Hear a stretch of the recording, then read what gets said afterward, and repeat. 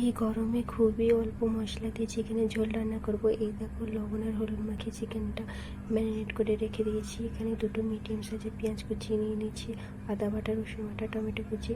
আগে থেকে লবণ হলুদ মাখিয়ে রাখা আলুটা ভেজে নিচ্ছি। দেখো লাল লাল করে আলু ভেজে নিচে একটা পাত্র তুলে রাখবো। এরপর ওই তেলে সামান্য একটু চিনি অ্যাড করবো জাস্ট কালারের জন্য। এরপর পেঁয়াজ কুচি দিয়ে দিলাম। এবার পেঁয়াজটা ভালো করে ভাজা হয়ে গেছে, দেখো লাল লাল করে ভাজা হয়ে গেছে পেঁয়াজটা। এরপর রসুন বাটা, আদা বাটা দিয়ে ভালো করে ভাজবো যাতে রসুন আদা বাটার কাঁচা গন্ধটা চলে যায়। এ দেখো ভালো করে ভেজে নিয়েছি। এরপর লঙ্কা গুঁড়ো অ্যাড করলাম।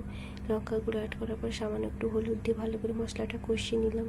এরপর টমেটো কুচি দিয়ে ভালো করে মশলাটা কষিয়ে নেবো যতক্ষণ না মশলা থেকে তেল ছাড়ছে। এই দেখো ভালো করে মশলা কষিয়ে নিয়েছি, মশলা থেকেও তেল ছেড়েও দিয়েছে।